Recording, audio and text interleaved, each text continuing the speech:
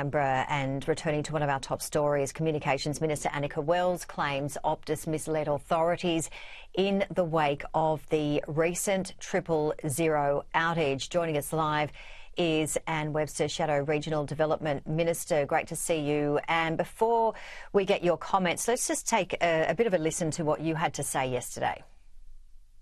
It is well and good for the Minister for Communications to claim she's called the telco heads in for a good talking to, and I have spoken with some of them as well recently, as has my colleague, the Shadow for Minister for Communications. This travesty is so critical, we need transparency. So tell us more, because I believe you moved amendments yesterday as well.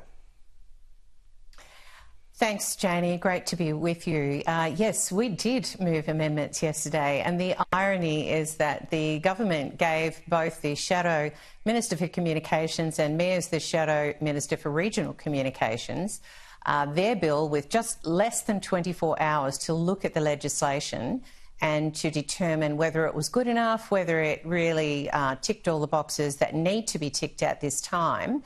And we provided, consequently, 7, I believe, might be one less than that, 6 amendments to the government to look at. They said that 24 hours wasn't enough time for them to look at the amendments. So my view is what's good for the goose is good for the gander. And our amendments really address things for, particularly from my portfolio's point of view, for regional Australians. Regional Australians have terrible reception now. Once the 3G shutdown occurred, there is a broad issue of problems with connectivity. I have so many people contacting my office about it. As I'm meeting with councils from all over Australia in my other portfolio, I hear exactly the same stories, that they cannot get connectivity to even occur, let alone being able to call 000.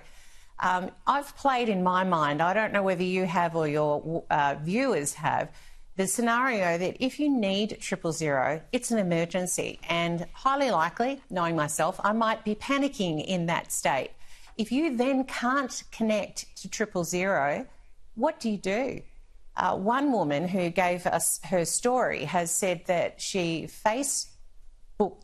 messaged, while she's having a heart attack, she messaged her daughter via Facebook to ask her to call 000 because she couldn't connect to 000 herself.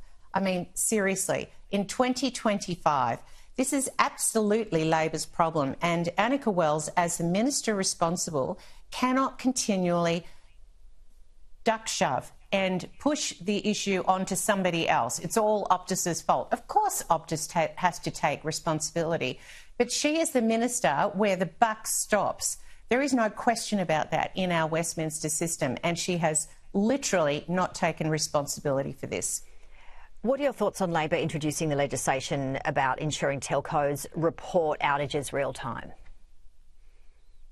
Look, we have a view, and one of the amendments that Melissa McIntosh put forward was that that kind of reporting needs to be actually publicly transparent. So the public know that they can't get through to 000 because there's actually an outage, and can rapidly make another choice if they've got one. Hopefully people have satellite dishes on their roofs or their cars or wherever they've got them in order to be able to do that messaging via another web source. The issues are really broad. The 000 system itself is very complicated, and the whole thing has been reviewed by Richard Bean in 2023 after the last Optus outage. The recommendations, the government tell us that they have implemented 13. Well, where are they? What are they? Who implemented them? We just want transparency, and the Australian public have a right to know what has the government done, what needs to be done, and where do we go from here.